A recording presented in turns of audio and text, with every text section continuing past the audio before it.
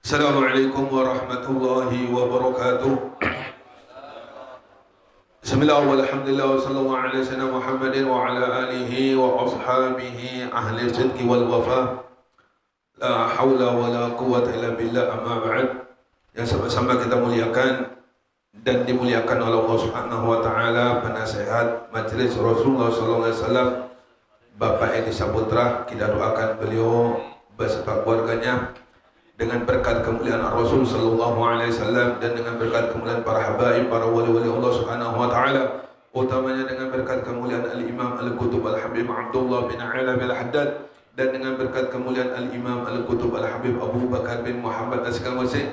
Mudah-mudahan Bapak Edi Saputra beserta keluarganya diberikan panjang umur oleh Allah Subhanahu wa taala, diberikan kesehatan oleh Allah Subhanahu wa taala, segala urusannya dimudahkan Allah Subhanahu wa taala, segala hajatnya dikabulkan oleh Allah Subhanahu wa taala, diluaskan rezekinya oleh Allah Subhanahu wa taala, segala urusannya dimudahkan Allah Subhanahu wa taala, segala penyakitnya disembuhkan Allah Subhanahu wa taala, diselamatkan oleh Allah Subhanahu wa taala dari berbagai musibah, bala, fitnah fid dunya akhirah. Amin ya rabbal alamin.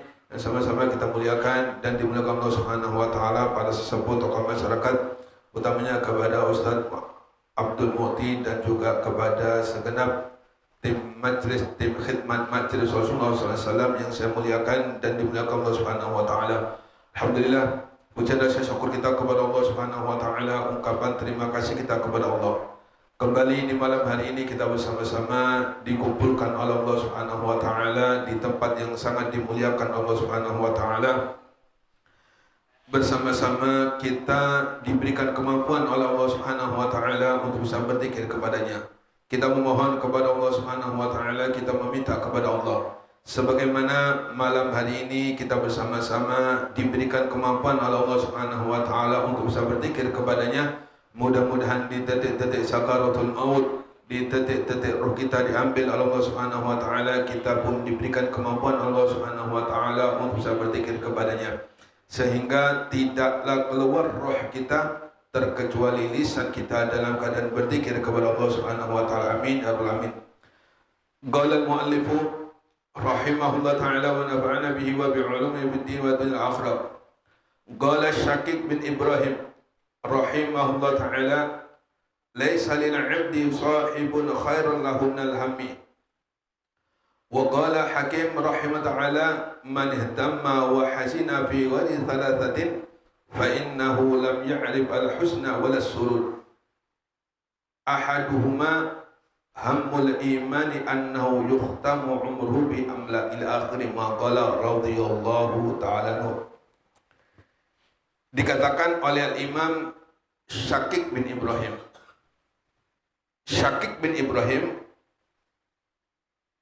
beliau merupakan saudagar kaya raya, seorang pembisnis.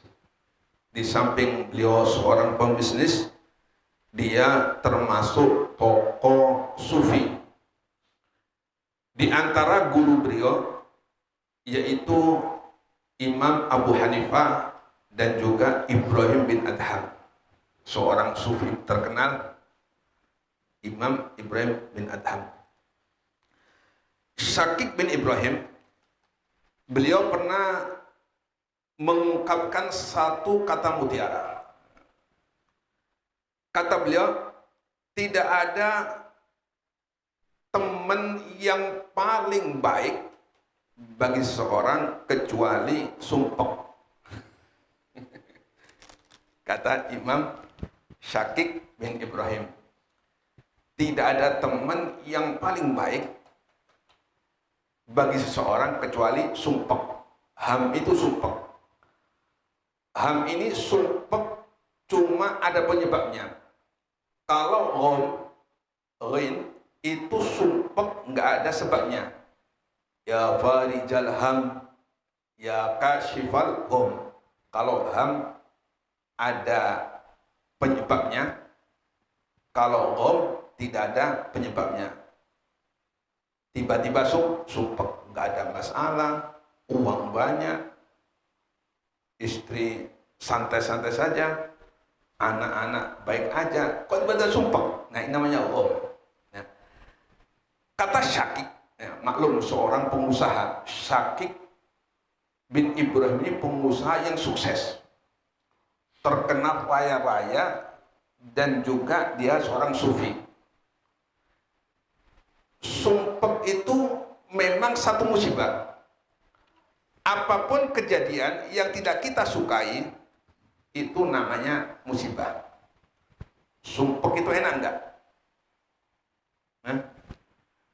Enggak enak sumpek.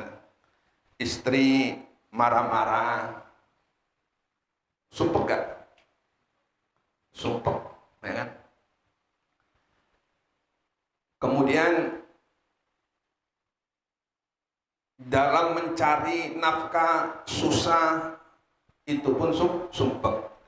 Cuma sumpek itu membawa berkah. Kenapa sumpek membawa berkah? Karena sumpek ini termasuk musibah. Dan setiap musibah apabila seseorang itu sabar, maka dosa-dosanya bakal diampuni oleh Allah Subhanahu wa taala. Termasuk sumpek di dalam mencari nafkah untuk keluarganya.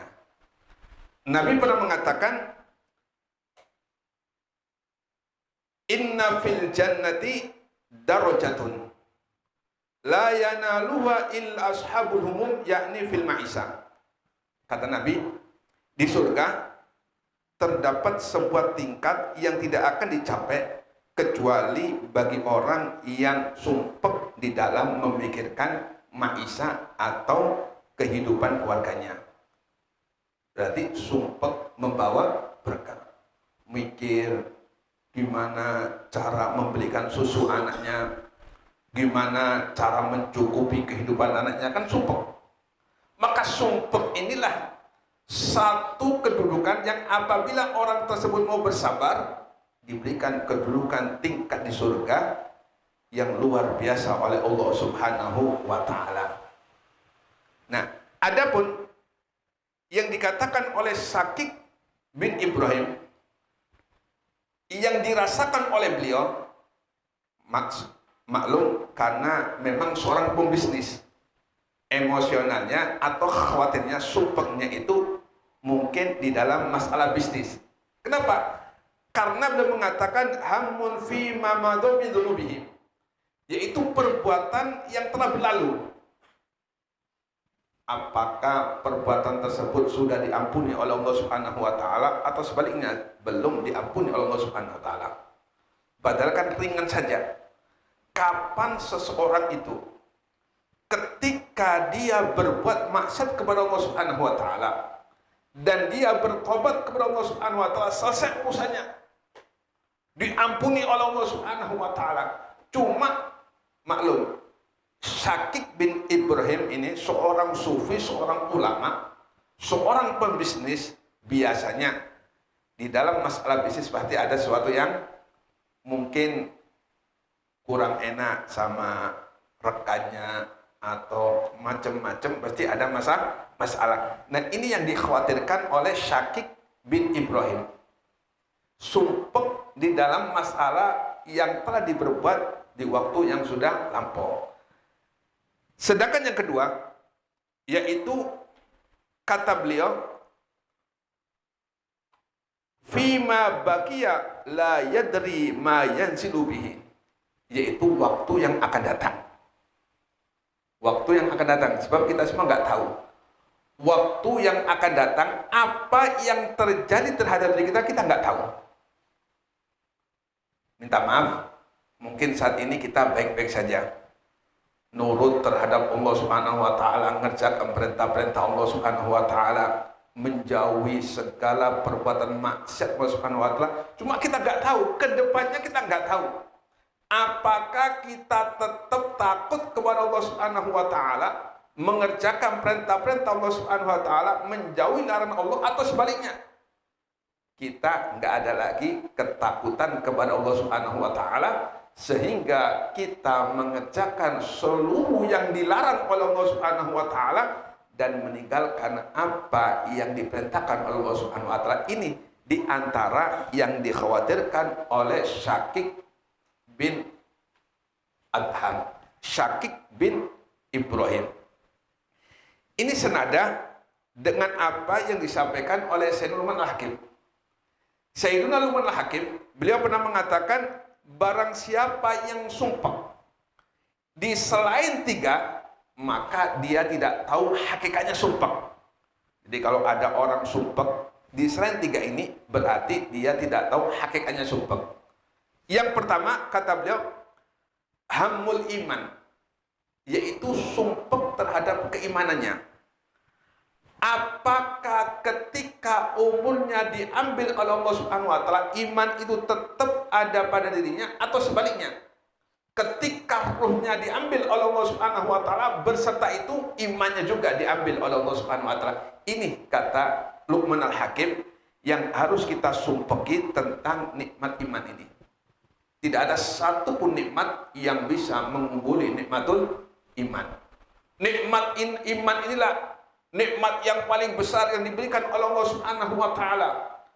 Adapun nikmat-nikmat lainnya itu kita bisa menikmatinya ketika kita ada di dunia.